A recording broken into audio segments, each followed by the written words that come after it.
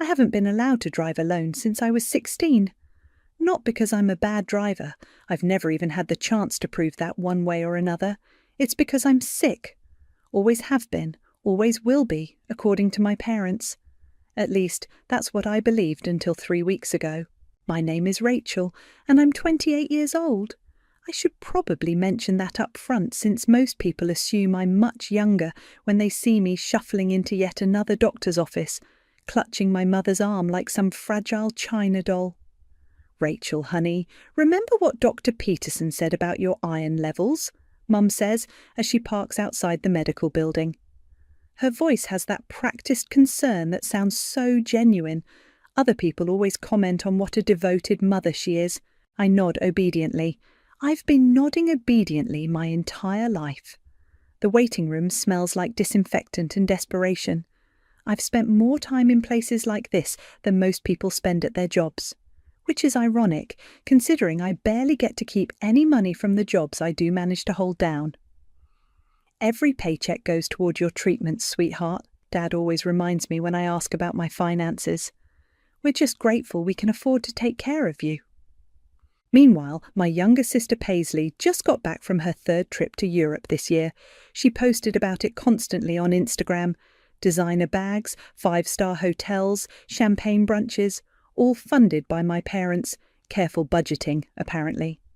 Rachel Martin, a nurse, calls my name. This appointment is different, though. It's not one of my usual specialists. The cardiologist, the endocrinologist, the haematologist who's been monitoring my condition for over a decade. This is just a routine physical for a new temp job I managed to land. Basic requirement, nothing fancy. Dr. Newman is younger than my usual doctors, maybe mid-40s with kind eyes behind wire-rimmed glasses. He doesn't have that weary look I'm used to seeing when medical professionals flip through my thick file of ailments. So, Rachel, tell me about your current symptoms, he says, settling into his chair across from me. I launch into my well-rehearsed list. Chronic fatigue, irregular heartbeat, low blood pressure, anemia, possible autoimmune issues. Hold on. He holds up a hand, frowning at his computer screen. I'm looking at your recent labs from Dr. Peterson's office, and I'm not seeing any of these markers. My stomach does a little flip. What do you mean? Your blood work from last month shows normal iron levels, normal white cell count, normal everything. He clicks through several screens. Actually, these results are quite good, better than most people your age. I feel like the room is tilting slightly. But I've been anemic since I was 12. According to what? The question hangs in the air. I realise I don't actually know. I've never seen the test results myself. Mum always handles all the medical paperwork, says it's too stressful for me to worry about. My parents, they've always managed my medical care. Dr. Newman's expression grows more concerned. Rachel, I'd like to run a full panel today, just to be thorough. Is that okay with you? I want to say yes, but I can hear Mum's voice in my head. Never let doctors run unnecessary tests, honey. They're just trying to make money off our situation. I should probably check with my parents first. You're 28 years old, he says gently. You don't need anyone's permission for medical care. The words hit me like a physical blow. When was the last time someone reminded me I was an adult? When was the last time I made any decision about my own body? Okay, I whisper, let's do the tests. As the nurse draws my blood, I think about Paisley's latest Instagram story. She's at some trendy restaurant downtown, the kind of place that costs more for one meal than I make in a week. The caption reads, "Celebrating my promotion. You're blessed, you poire's living my best life." Paisley works part-time at a boutique. I work full-time as an administrative assistant when my health allows it. Yet somehow she's the one celebrating promotions and European vacations. Dr. Newman returns with a clipboard. Results should be ready by tomorrow afternoon. I'll call you directly. Don't you usually call the emergency contact? I ask. My parents are listed. Only if you're a minor or incapacitated. You're neither. He hands me a card with his direct number. Rachel, can I ask you something? When was the last time you felt truly healthy? Not just okay, but actually energetic and strong. I open my mouth to say never, but then I remember last week. I'd been alone in the house for a few hours while my parents ran errands. I'd felt normal, good even. I'd cleaned the entire kitchen, reorganised my closet, and still had energy left over. But when they came home and saw me moving around so much, Mum immediately started fussing about me overdoing it. "I'm not sure," I tell him honestly. He nods like he expected that answer. "I'll call you tomorrow." Walking to the car, I feel different somehow, like something has shifted, even though I can't put my finger on what. Mum is waiting in the driver's seat, scrolling through her phone.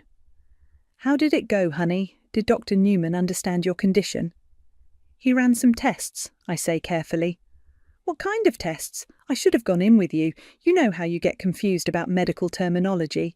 For the first time in my life, I don't apologise for potentially misunderstanding something. Instead, I just buckle my seatbelt and stare out the window. My phone buzzes with a text from Paisley. "Family dinner Sunday. Mum's making your favourite soup since you've been looking so pale lately." I've been looking pale my entire life, according to them. But sitting here now, I catch my reflection in the side mirror. My cheeks actually have colour. My eyes look brighter than I remember. Dr. Newman said he'd call tomorrow, 24 hours to find out if everything I've believed about myself is true, or if it's all been a lie. The call comes at 2:17 p.m. while I'm filing insurance claims at work. I almost don't answer because Mum always says phone calls during work hours are unprofessional, but something makes me pick up. "Rachel, this is Dr. Newman. Do you have a few minutes to talk privately?" My heart starts racing. "Is it bad news?" "Actually, it's good news, very good news. Your blood work is perfect. Everything, iron, vitamins, thyroid function, immune markers, all completely normal. In fact, you're healthier than most people I see." The filing cabinet suddenly feels like it's supporting my entire weight. That can't be right. "I've run the test twice to be sure. Rachel, I need to ask you something, and I want you to think carefully. Who diagnosed you with anemia and these other conditions?" "Dr. Peterson. He's been my doctor since I was 12. I called Dr. Peterson's office this morning. He retired 8 years ago. The practice has no record of treating you for any chronic conditions. The room starts spinning. But I have all the paperwork. My parents have files full of test results and treatment plans. Can you bring those files in? I'd like to take a look. I hang up and stare at my computer screen, but the numbers blur together. Harrison, my desk mate, rolls his chair over. "You okay? You look like you've seen a ghost." Harrison's been working here longer than me, and he's one of the few people who doesn't treat me like I'm made of glass. Maybe because he doesn't know my whole medical history. "Can I ask you something weird?" I say. "Do you remember when I applied for that supervisor position last year?" "Yeah, you would have been perfect for it. I was surprised when they said you weren't eligible." "What exactly did they say?" He frowns. "Something about your medical restrictions. HR said your emergency contacts had provided documentation about your limitations." He pauses. "Why?" "My emergency contacts?" "Your parents, right? They're listed as your primary contacts in the system. I feel sick, but not the kind of sick I've been told I am my whole life. This is different. This is the sick feeling you get when reality starts crumbling around you. "Harrison, can you help me with something? I need to see my HR file." "That's against policy." "Please, I think something's really wrong." He studies my face for a long moment, then glances around the office. "Come on, Jennifer's at lunch. The HR office is empty." Harrison pulls up my file on Jennifer's computer while I keep watch at the door. "Here's the medical documentation," he says, scrolling through. "Submitted by..." He stops. "This is weird. It's not from a doctor. It's a letter from your parents stating that you have multiple chronic conditions that prevent you from working more than part-time or taking on stressful responsibilities." "Let me see that." The letter is typed on plain paper, signed by Mum and Dad. No medical letterhead, no doctor's signature, no official diagnosis codes, just their word that I'm too sick to advance in my career. "Rachel, this isn't how medical accommodations work," Harrison says quietly. "There should be official documentation from your physician." I take a picture of the letter with my phone. "Can you print this?" I shouldn't. Harrison, I think my parents have been lying to me about being sick for 16 years. His eyes widen. That's insane. Why would they do that? I don't know yet. He prints the letter and hands it to me. What are you going to do? I need to see those medical files at home. The drive home feels eternal. I keep thinking about all the times I've been too tired to go out with co-workers, too weak to travel, too fragile for a real relationship. How many opportunities have I missed because I believed I was dying? The house is empty when I get there. Mum's at her book club, Dad's at work, and Paisley's probably shopping with money that should be mine. I head straight to the filing cabinet in Dad's office. The medical folder is thick, just like I remembered, but now I'm looking at it with different eyes. I spread everything across the desk and start reading. The first thing I notice is the signatures.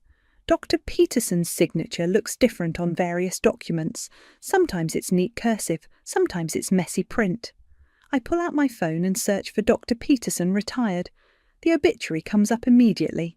Dr. Peterson died 9 years ago. 9 years ago, and I have test results from him dated last year. My hands are shaking as I flip through more papers, prescription bottles with labels that look homemade, lab results with no official letterhead, treatment plans that reference conditions I can't even pronounce. Rachel, honey, what are you doing? I spin around. Mum is standing in the doorway still holding her purse. I was looking for my birth certificate, I lie. In the medical files? Her voice has an edge I've never heard before. I got confused. The folders all look the same. She walks over and starts gathering the papers. You know you're not supposed to stress yourself with medical paperwork. That's why Dad and I handle everything. Mum, when was the last time you actually spoke to Dr. Peterson? She freezes for just a second. What kind of question is that? He's dead. He died 9 years ago. The silence stretches between us like a chasm. Mum's face goes through several expressions, surprise, calculation, then that familiar concerned mask. Oh, honey, you're confused. We switched to Dr. Martinez after Dr. Peterson retired. Remember? Your condition makes it hard to keep track of these things sometimes. But I'm not confused anymore. For the first time in my life, I'm seeing clearly. I want to see Dr. Martinez's contact information. Rachel, you're getting worked up. This isn't good for your heart. My heart is fine. My blood work is perfect. I'm not sick, am I? The question hangs in the air like a bomb waiting to explode.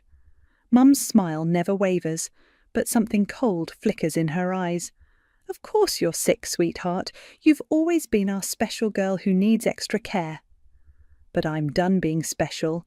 I'm done being sick. I'm done being their lie. 3 days later, I'm pretending to be asleep when Dad comes home from work. Through my cracked bedroom door, I watch him head straight to his office. This is my chance. I've been planning this moment since the confrontation with Mum. She's been watching me like a hawk, but tonight she's at Paisley's apartment helping her redecorate, more like buying her new furniture with money that should be mine. Dad's office door is open. I can hear him shuffling papers, probably paying bills. I creep down the hallway and peek inside. Hey Dad, can I borrow your laptop? Mine's acting up. He looks up, startled. Of course, honey, but shouldn't you be resting? Your mother said you seemed agitated earlier. Just need to check my work email real quick. He slides the laptop across his desk. Don't strain your eyes. You know how screen time affects your migraines. I don't get migraines. I never have. But I nod and take the laptop to the kitchen table where I can see him coming. His banking website is still logged in. My heart pounds as I scroll through months of transactions. Most of it looks normal. Mortgage, utilities, groceries. But then I see them. Regular transfers labelled Medical Rachel going to an account I don't recognise. $2,800 last month. $3,200 the month before. Going back years. I screenshot everything and email it to myself, then dig deeper. The receiving account belongs to something called PM Trust Fund. I search the account number and find more transfers. This money is being moved again, into investment accounts and savings. Rachel, what are you doing? I slam the laptop shut. Dad standing in the kitchen doorway. Just checking email like I said. You look upset. Are you feeling all right? I'm fine, Dad. Actually, I have a question. What's PM Trust Fund? His face goes completely white. Where did you hear that name? I saw it on some paperwork. Is it related to my medical expenses? Rachel, you shouldn't be looking at financial documents. You know numbers confuse you. Numbers don't confuse me. I work in accounting, remember? Part-time, he says quickly, because of your limitations. What limitations? I feel fine. I've always felt fine. Honey, you're getting worked up. Let me call your mother. Don't call Mum. Talk to me. What is PM Trust Fund? He sits down heavily at the kitchen table. For a moment he looks older than his 52 years. It's a college fund for Paisley. Funded with my medical expenses? It's not that simple. Then make it simple. He rubs his face with both hands. Your mother handles the finances. I just do what she says is best for the family. Best for the family or best for Paisley? Rachel, you have to understand.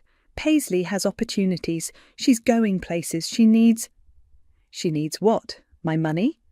It's not your money. It's family money. We've spent so much on your care over the years, and Paisley never complained about the sacrifices. What sacrifices? What care? I'm not sick.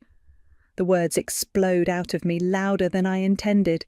Dad flinches like I've hit him. Of course you're sick. You've always been delicate. Since you were little, you've needed... I've needed what? What exactly have I needed? He opens his mouth, then closes it. Opens it again. Special attention, monitoring. Your mother knows best about these things. Mum's not a doctor. She's your mother. She knows you better than anyone. I pull out my phone and show him the screenshot of Dr. Peterson's obituary. Dr. Peterson died 9 years ago. Who's been treating me? Dad stares at the screen for a long time. There must be some mistake. The only mistake is believing you and Mom for 28 years. I hear a car in the driveway. Mum's home early. Rachel, please don't upset your mother with this nonsense. You know how she worries about you. She worries about getting caught. The front door opens. Jean! Rachel! I'm home! Mum appears in the kitchen doorway, takes one look at our faces, and her expression hardens. What's going on here? Rachel's been looking at financial documents, Dad says quietly. I thought we agreed she wasn't supposed to stress herself with adult responsibilities. I'm 28 years old. I stand up so fast my chair scrapes against the floor. I'm not a child and I'm not sick. Lower your voice, Mum says sharply. The neighbours will hear. Good, maybe they should hear. Rachel, go to your room, now. No. The word hangs in the air like I've just declared war. Mum's face goes through a series of expressions. Shock, anger, then something calculating. You're having an episode. This is exactly why we need to monitor your condition so carefully. What condition? Name it. Give me a specific diagnosis. You have multiple conditions that require... Name one, with a medical code, from a real doctor. Mum and Dad exchange a look. It's quick, but I catch it. The look of two people whose story is falling apart. I think, Mum says slowly, we need to schedule an appointment with Dr. Martinez first thing tomorrow. Great idea. What's his number? Another look between them. I'll have to look it up, Mum says. You'll have to make it up, you mean? Rachel Marie, that's enough. You're clearly having some kind of breakdown. The only thing breaking down is your lie. I grab my phone and head for the stairs. I'm going to my room, but not because you told me to, because I need to make some phone calls. Who are you calling? Dad asks. I turn back to look at them both. They're standing close together now, united against me like they always have been. People who can help me figure out where 16 years of my paychecks actually went. Mum's face goes pale. Rachel, you're family. We would never. You already did. I climb the stairs and lock my bedroom door behind me. My hands are shaking as I pull up my work friend Summer's number. She answers on the second ring. Hey, what's up? Summer, I need help. I think my parents have been stealing from me for years and I don't know what to do. What? Rachel, slow down. What's happening?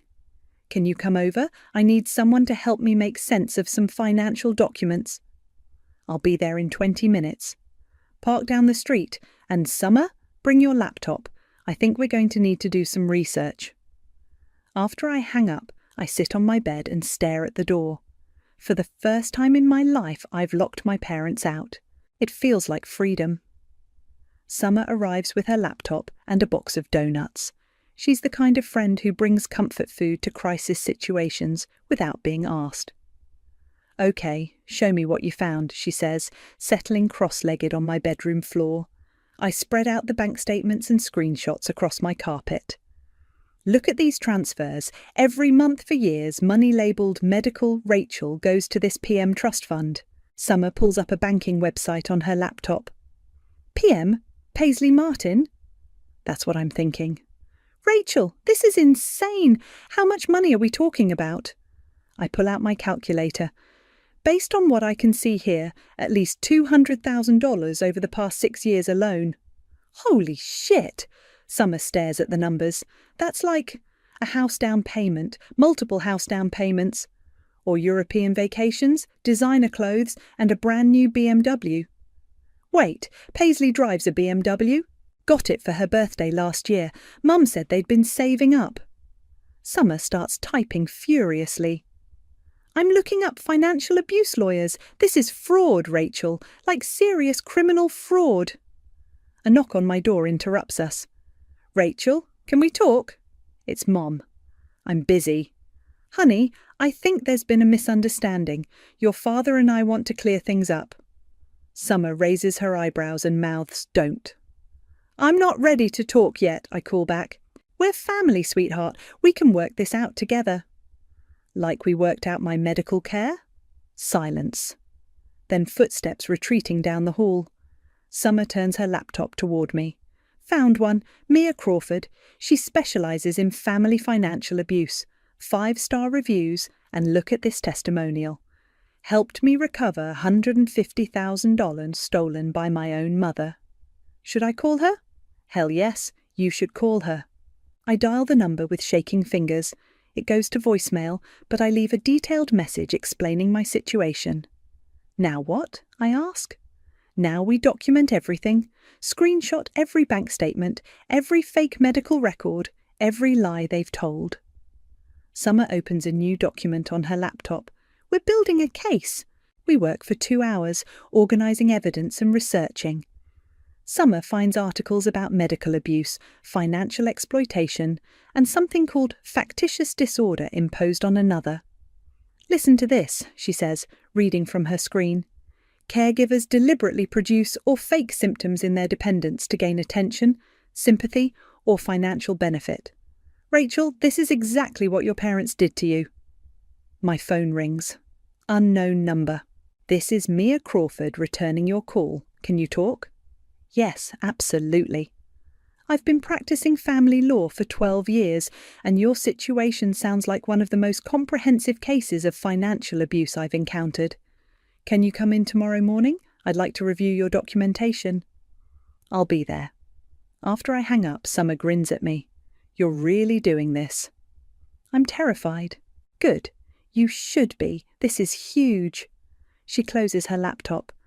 But Rachel, you deserve to know the truth.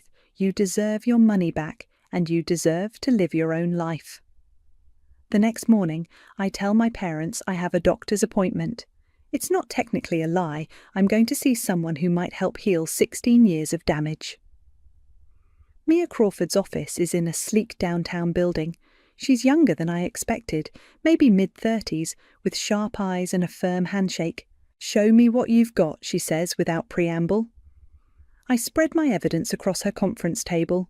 Bank statements, fake medical records, screenshots, the HR documentation Harrison helped me find. Mia examines everything methodically, occasionally making notes. After 20 minutes, she looks up. Rachel, this is one of the most well-documented cases of financial abuse I've seen. Your parents have been systematically stealing from you while convincing you that you were too sick to manage your own life. Can we prove it? We can more than prove it. We can prosecute it. She pulls out a legal pad. I'm going to recommend we bring in a forensic accountant to trace every dollar. Then we're going to calculate damages. Not just the stolen money, but lost opportunities, emotional distress, punitive damages. How much are we talking about? Based on what I see here, potentially $500,000 or more. The number hits me like a physical blow. $500,000? 16 years of stolen wages, fraudulent medical expenses, lost career advancement, interest and penalties. Your parents didn't just steal your money, Rachel. They stole your entire adult life. What happens next? First, we document everything with my forensic accountant. Then we confront your parents with a demand letter. If they don't cooperate, we file both civil and criminal charges. Criminal? Wire fraud, identity theft, financial exploitation of a vulnerable adult. Your parents could face serious jail time. I sit back in my chair, overwhelmed. I just wanted my money back.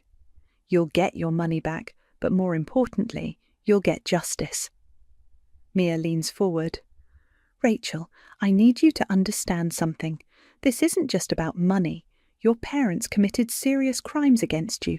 They stole your health, your independence, your future. That has consequences. What if they're my family? Family doesn't do this to each other. What they did to you is evil. The word hangs in the air. Evil. I've never thought of my parents as evil, just controlling, overprotective. But looking at the evidence spread across this table, I see it clearly now. They've been destroying my life for their own benefit. When do we start? I ask. Mia smiles. We already have. I'm calling my forensic accountant right now. His name is Ezra, and he's going to help us follow every dollar your parents stole. She picks up her phone. Ezra, it's Mia. I need you to clear your schedule. I've got a case that's going to make you very angry. As she talks, I stare out the window at the city below. Somewhere out there, my parents are probably planning Paisley's next shopping trip with my money, but not for much longer. Ezra can see us this afternoon, Mia says after hanging up. Are you ready to find out exactly how much your parents owe you? I think about all the years I've been too sick to live my own life. All the opportunities I've missed, the dreams I've abandoned, the future I've been denied. I'm ready. Good, because by the time we're done, your parents are going to wish they'd never heard the word medical expenses. Ezra's office looks like a crime scene investigation unit. 3 monitors, stacks of financial documents, and a whiteboard covered in numbers and arrows connecting different accounts. Your parents are sophisticated, he says, pointing to a flowchart he's created. They didn't just steal your money, they laundered it through multiple accounts to hide the trail. Mia leans forward. Show her the timeline. Ezra pulls up a spreadsheet. It started when you were 12, small amounts at first, $200 here, $300 there, labelled as medical copays. But look what happens when you turn 18. The numbers jump dramatically. $2,000, $3,500, $4,200 per month. That's when you started working full-time, Mia explains. They ramped up the theft to match your increased income. How much total? I ask. So far, I've traced $847,000. The room spins. $800,000? And I'm not done yet. This is just what I found in the first day. Ezra clicks to another screen. Look at this. Every time you got a raise or a bonus, your medical expenses mysteriously increased by the same amount.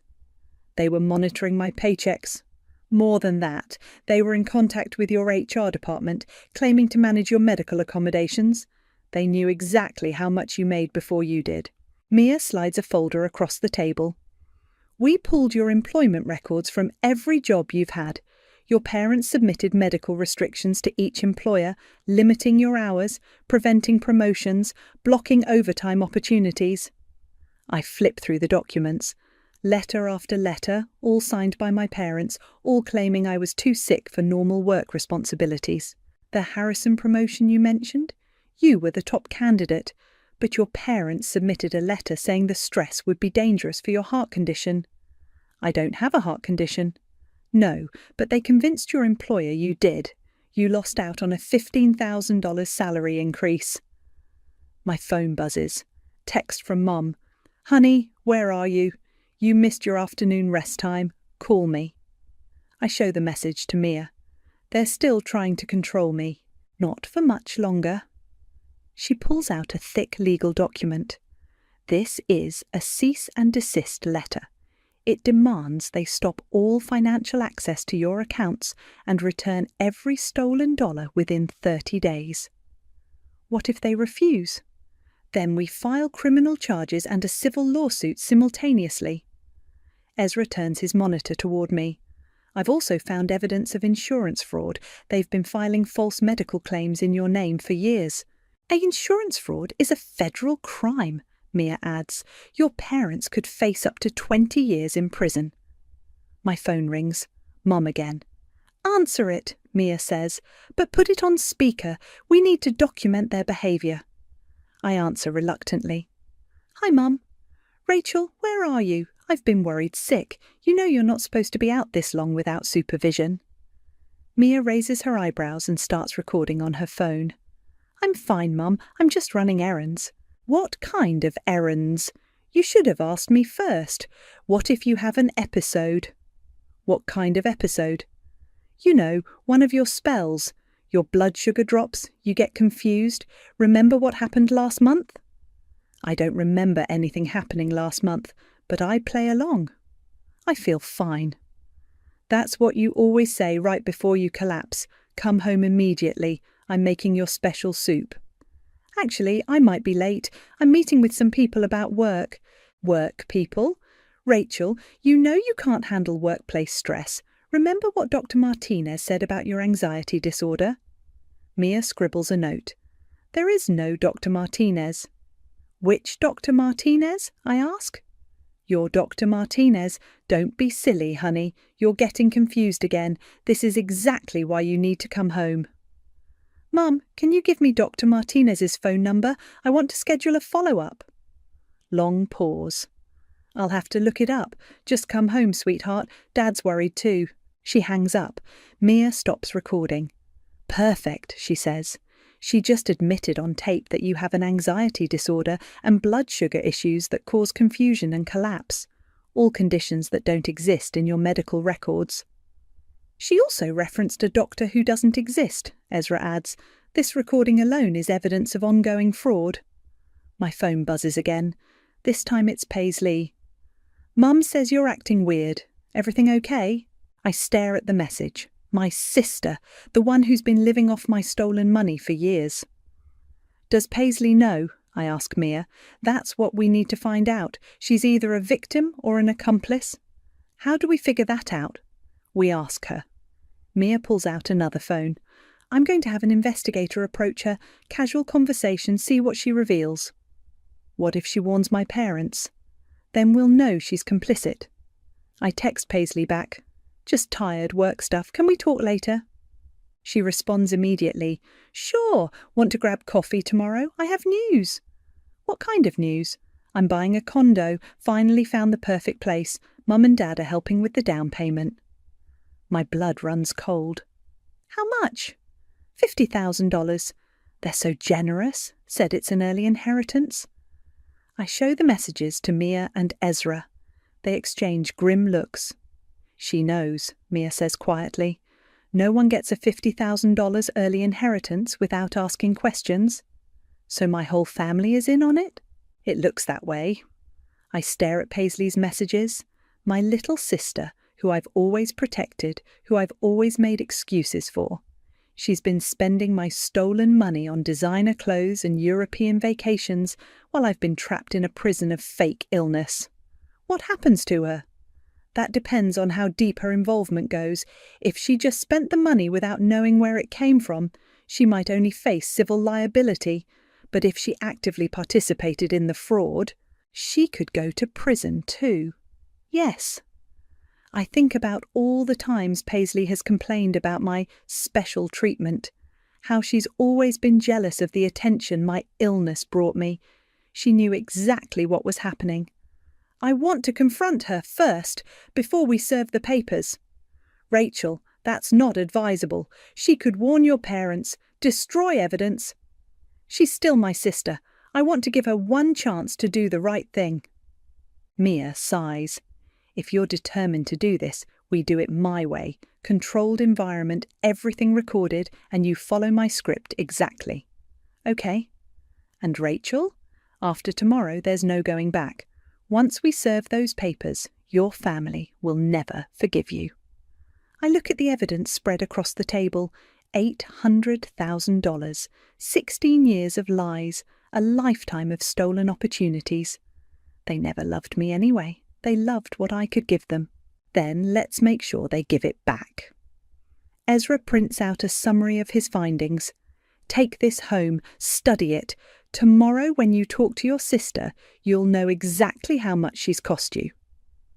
I fold the papers and put them in my purse. Tomorrow, I'm going to find out if I have any family left worth saving, but I'm not holding my breath. I meet Paisley at her favourite coffee shop downtown. She's already there when I arrive, scrolling through her phone and sipping a $7 latte. Her designer purse sits on the table, the one she bought in Paris last month. You look different, she says as I sit down. Less pale. I've been feeling better lately. That's great. Mum was worried you were having another episode yesterday. I pull out my phone and start recording, keeping it hidden under a napkin. Mia's instructions echo in my head. Let her talk. Don't accuse. Just gather information. Tell me about the condo, I say. Her face lights up. It's perfect. 2 bedrooms, granite countertops, downtown view. The seller accepted my offer yesterday. $50,000 down payment is a lot. I know, right? I'm so lucky Mum and Dad have been saving for my future. She takes another sip of her latte. They said it's better to invest in real estate than leave money sitting around. What money? You know, the family savings. Dad's always been good with investments. Paisley, where do you think that money comes from? She shrugs. Dad's job, Mum's part-time work, careful budgeting. They've always been smart about money. Mum works part-time at a gift shop. Dad's a middle manager. How do you think they saved $50,000? I don't know, Rachel. I don't worry about their finances. She looks annoyed. Why are you being weird about this? Because I think that money came from me. What do you mean?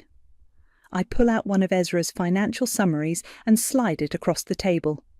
This shows money transfers from my medical expenses going into your trust fund. Paisley glances at the paper, then pushes it back. I don't understand financial stuff. It's not complicated. Every month my paychecks go to pay for medical treatments I don't need. That money gets transferred to your accounts. That's crazy, Rachel. You've been sick your whole life. Have I? When's the last time you saw me actually sick? She opens her mouth, then closes it. You're always tired. Because I work full-time while you work part-time and live like a millionaire. I work hard too. 20 hours a week at a boutique isn't hard work, Paisley. Her face flushes. Just because you're jealous of my lifestyle doesn't mean... Jealous? I've been paying for your lifestyle. The coffee shop goes quiet. Other customers are staring. Paisley looks around nervously. Lower your voice, she hisses. Why? Embarrassed that people might find out the truth? What truth? You're having some kind of breakdown. I pull out my phone and show her Dr. Newman's test results. I'm not sick. I never was. Mum and Dad have been lying to me for 16 years. Paisley stares at the screen. For the first time, she looks uncertain. That can't be right. It's completely right, and you know it. I don't know anything. Paisley, you've lived with me your whole life. Have you ever seen me take medication? Have you ever seen me have a medical emergency? Have you ever seen me actually sick? She's quiet for a long moment. You always seemed fragile. Because that's what they told you to think. Rachel, even if you're not as sick as we thought, that doesn't mean Mum and Dad stole from you. They've always taken care of you. They've taken care of themselves, and you. I show her another document. This is your college tuition, paid for with transfers from my medical fund, your car payments, your credit cards, your European vacations, all paid for with money stolen from me. Paisley's hands start shaking. I didn't know. Didn't know or didn't want to know. I didn't ask where the money came from, but you spent it anyway. They're my parents. I trusted them. They're my parents too, and they've been destroying my life to fund yours. Tears start running down her face. What do you want me to do? I can't give back trips I already took. You can tell the truth. You can admit what's been happening. And then what? We all go to prison? You might not go to prison if you cooperate, but Mom and Dad, they're going down either way. Paisley wipes her eyes with a napkin. How much money are we talking about? Almost $1 million. She goes completely white. $1 million? 847,000 so far. My lawyer's forensic accountant is still counting. Your lawyer? Mia Crawford. She specializes in family financial abuse. You hired a lawyer? Against your own family? My family hired a lawyer against me 16 years ago. They just didn't tell me. Paisley stares at the financial documents spread across our table. What happens now? Tomorrow we're serving Mum and Dad with a cease and desist letter. They have 30 days to return every dollar, or we file criminal charges. Criminal charges? Wire fraud, insurance fraud, financial exploitation. They could get 20 years. Rachel, please, they're our parents. Our parents are criminals. She starts crying harder. What about me? What about my condo? What about my life? What about the 16 years I lost believing I was dying? I never meant for this to happen. But you knew something was wrong. You had to know. She nods slowly. Sometimes I wondered how they could afford so much for me when you were supposedly so expensive to take care of, but I didn't want to ask questions. Because you liked the money. Because I was scared of the answer. I leaned forward. Paisley, I'm going to give you one chance, one opportunity to do the right thing. What do you mean? Help me. Testify about what you knew when you knew it. Help me prove what they did. I can't testify against Mum and Dad. Then you're choosing them over me. It's not that simple. It's exactly that simple. Either you're a victim who got manipulated, or you're an accomplice who helped steal from your sister. She stares at me for a long time. What if I help you? What happens to me? You pay back what you can, you testify truthfully, and maybe you avoid prison. And if I don't, then you go down with them. Paisley closes her eyes. When she opens them, they're filled with tears. I need time to think. You have until tomorrow morning. That's when we serve the papers. I stand up and gather my documents. Paisley, for what it's worth, I'm sorry it came to this. Are you really going to destroy our family over money? I'm not destroying anything. I'm just stopping them from destroying me. I walk away, leaving her sitting alone with her $7 latte and her guilty conscience. My phone buzzes as I reach my car. Text from Mia. How did it go? I text back. She knows. She's always known. Then she made her choice. Are you ready for tomorrow? I look back through the coffee shop window. Paisley is still sitting at our table staring at the financial documents. I'm ready. Tomorrow my parents get their bill. I walk up to my parents' front door at exactly 10 a.m. carrying a manila envelope thick enough to choke on. Mia is parked across the street in her car, recording everything through the window. Ezra sits beside her with a camera. I don't knock. I use my key and walk straight into the living room where Mom and Dad are having their morning coffee. Rachel, Mum jumps up. You scared us. Why didn't you knock? Because this is still my house too, at least until you finish stealing everything from me. Dad sets down his coffee cup. Honey, what's wrong? You seem agitated. I place the envelope on their coffee table. It lands with a satisfying thud. What's that? Mum asks. Your bill. Dad reaches for the envelope, but I put my hand on it.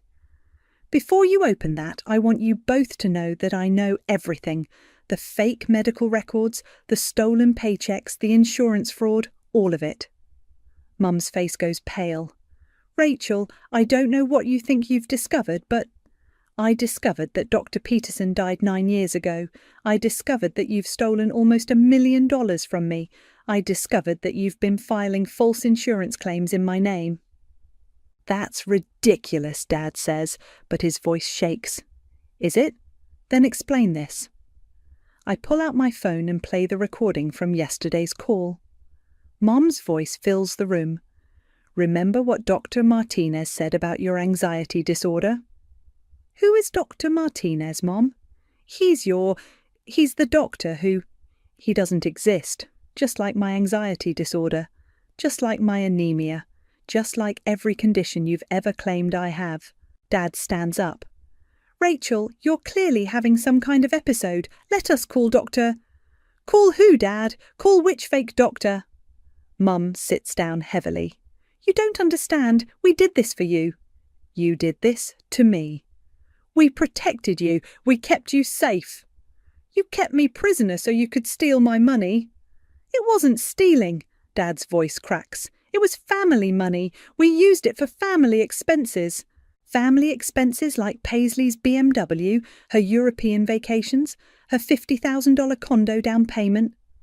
Mum and Dad exchange a look.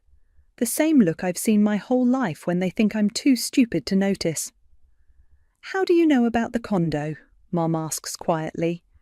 Because I'm not the confused, sick little girl you pretended I was. I'm a grown woman who hired a lawyer and a forensic accountant. I slide the envelope toward them. Open it.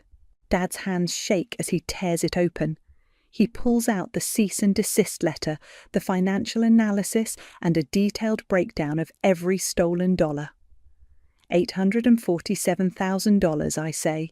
That's what you owe me, plus interest, plus punitive damages, plus my legal fees. Mum starts crying. We never meant to hurt you. You meant to control me. You meant to steal from me.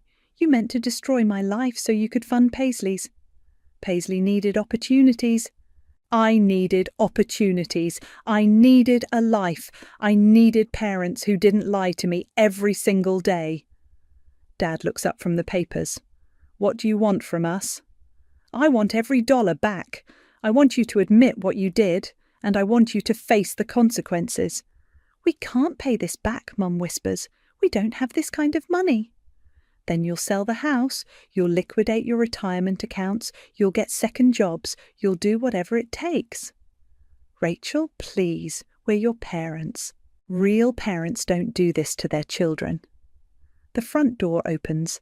Paisley walks in, looking like she hasn't slept. I heard shouting, she says quietly. Perfect timing, I say. Tell them what you told me yesterday. Paisley looks between our parents and me. I don't know what you want me to say. Tell them you knew the money came from me. I didn't know for sure. Tell them you knew I wasn't really sick. I thought maybe you weren't as sick as... Tell them the truth, Paisley. She starts crying. I knew something was wrong. I knew you weren't really sick. I knew the money had to come from somewhere. Mum gasps. Paisley, how could I? What? How could I not ask questions when you bought me a car worth more than Rachel makes in a year? How could I not wonder why my sick sister works full-time while I work part-time and live like a princess? Dad slumps in his chair. This is all falling apart. It fell apart 16 years ago when you decided to destroy your daughter's life for money. I pull out another document. This is a criminal complaint. Wire fraud, insurance fraud, financial exploitation of a vulnerable adult. I'm filing it Monday morning unless you agree to full restitution. We need time, Mum starts. You've had 16 years. You have 30 days to return my money or you go to prison. What about Paisley? Dad asks. I look at my sister. That depends on whether she cooperates with the investigation or continues lying to protect you. Paisley wipes her eyes. What do you need me to do? Tell the truth, all of it. When you first suspected I wasn't sick, when you realised where your money was coming from, everything. And if I do that, then maybe you avoid prison. Maybe you just have to pay back what you can and live with the guilt. Mum stands up suddenly. I won't let you destroy this family. I'm not destroying anything. I'm just stopping you from destroying me. You ungrateful little... Careful, Mum. My lawyer is recording this conversation from across the street. Mum looks out the window and sees Mia's car. Her face crumbles. 30 days, I repeat. Full restitution or criminal charges, your choice. I walk toward the door, then turn back. Oh, and I'm moving out today. I've already found an apartment, a real apartment paid for with my own money where I can live my own life. Rachel, please, Dad starts. Save it. You've said enough lies for one lifetime. I walk out of the house where I've been a prisoner for 28 years. Mia gets out of her car as I approach. How do you feel? I look back at the house. Through the window, I can see my family arguing, probably trying to figure out how to spin this into my fault. Free, I say. For the first time in my life, I feel free. Good, because now the real work begins. I get in her car and we drive away. In the rearview mirror, I watch my childhood home disappear. I never want to see it again. The courthouse steps are slippery from morning rain, but I walk up them steadily in my new heels. Real heels, bought with my own money from my own bank account. Behind me, Harrison carries a box of evidence while Summer holds an umbrella over both of us. You ready for this? Mia asks as we reach the entrance. I've been ready for 28 years. Inside, the courtroom is packed. Local news crews line the back row. Financial abuse cases involving fake medical conditions apparently make good television. My parents sit at the defendant's table with their court-appointed lawyer, looking smaller than I've ever seen them. Paisley sits in the gallery, alone. She's wearing a simple black dress instead of her usual designer clothes. The condo deal fell through when the bank discovered the down payment came from fraudulent sources. Judge Harrison calls the case. People versus Margaret and Jean Martin. Charges of wire fraud, insurance fraud and financial exploitation. The prosecutor stands. Your Honour, the defendants systematically defrauded their own daughter for 16 years, stealing over $847,000 while convincing her she was gravely ill. How do the defendants plead? My parents' lawyer stands slowly. Guilty, Your Honour, to all charges. A murmur runs through the courtroom. I feel Summer squeeze my hand. Ms. Martin, the judge addresses me, would you like to make a victim impact statement? I stand and walk to the podium. My parents won't look at me. Your Honour, for 16 years I believed I was dying. I gave up dreams, relationships and opportunities because I thought I was too sick to live a normal life. I worked full-time but lived like a dependent child because every dollar I earned went to fake medical treatments. Mum starts crying quietly. I lost my 20s to this lie. I lost my independence, my confidence and my trust in the people who were supposed to love me most. But I didn't lose my life, and I didn't lose my future. I'm 28 years old. I'm completely healthy, and I'm finally free to live on my own terms. I turn to look at my parents directly. I hope you get the help you need, but I also hope you understand that actions have consequences, even when family is involved. I sit back down. The judge reviews the sentencing recommendations. Margaret Martin, you are sentenced to 4 years in federal prison, followed by 3 years supervised probation. Jean Martin, you receive the same sentence. You are both ordered to pay full restitution of $847,000 plus interest and legal fees, totaling $1.2 million. Dad collapses in his chair. Mum's crying turns to sobbing. Furthermore, both defendants are permanently banned from accessing any financial accounts, insurance policies, or medical records belonging to the victim. The gavel falls. It's over. Outside the courthouse, reporters shout questions. Mia handles them while I walk to my car with Harrison and Summer. Drinks? Summer suggests. We should celebrate. Actually, I have somewhere else to be. I drive across town to Riverside Elementary, where I've volunteered to speak to a group of social workers about recognising medical abuse in families. It's part of my new life, using my experience to help other people who might be trapped like I was. The presentation goes well. Afterward, a young social worker approaches me. Thank you for sharing your story. I have a case that sounds similar. A teenage girl whose parents claim she has multiple chronic conditions, but something feels off. Trust your instincts, I tell her, and document everything. My phone buzzes as I'm leaving. Text from an unknown number. This is Paisley. I know you probably don't want to hear from me, but I wanted you to know I testified truthfully at the sentencing hearing. I'm getting counselling and trying to figure out how to make things right. I don't expect forgiveness, but I'm sorry for all of it. I stare at the message for a long time, then type back, "Thank you for telling the truth. That's a start." I don't send anything else. Maybe someday we'll be able to rebuild some kind of relationship, but not today. Today is about moving forward. My apartment is small, but it's mine. 1 bedroom, a tiny kitchen, and a living room with windows that actually open. No one monitors my comings and goings. No one questions my energy levels or suggests I need rest. No one steals my mail or controls my bank account.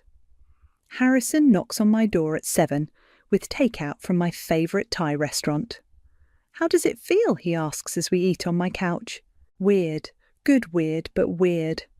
I twirl noodles around my fork. I keep waiting for someone to tell me I can't do something because of my health. And now? Now I can do anything I want. My laptop chimes with an email notification. It's from Mia. "Restitution payment number 1 received, $47,000. House sale proceeds, more to follow." I show Harrison the email. They're actually paying. Of course they are, they don't have a choice. My phone rings. Dr. Newman's office. "Ms. Martin, your annual physical results are in. Everything looks perfect. Blood pressure, cholesterol, all your levels are excellent." "Thank you." I have to ask, how are you adjusting to everything? "Better than I expected. It turns out being healthy is pretty great." He laughs. "I imagine so. Take care of yourself." After Harrison leaves, I sit on my couch with a cup of tea and my laptop. I've been thinking about starting a blog, sharing my story, connecting with other survivors of family financial abuse, maybe helping people recognise the signs before they lose 16 years like I did. I open a new document and start typing. My name is Rachel, and until 6 months ago I thought I was dying. I wasn't. I was just being robbed. The words flow easily. For the first time in my life, I'm telling my own story in my own words. Outside my window, the city lights twinkle. Somewhere out there, my parents are beginning their prison sentences. Somewhere else, Paisley is figuring out how to live without stolen money. But I'm here, in my own apartment, healthy and free, and finally in control of my own life. I keep writing until midnight, then save the document and close my laptop. Tomorrow I'll edit it, maybe publish it, maybe help someone else who's trapped in a web of lies disguised as love. Tonight, I'm just going to sleep peacefully in my own bed, in my own home, with my own future stretching out ahead of me. Healthy at last, in every way that matters.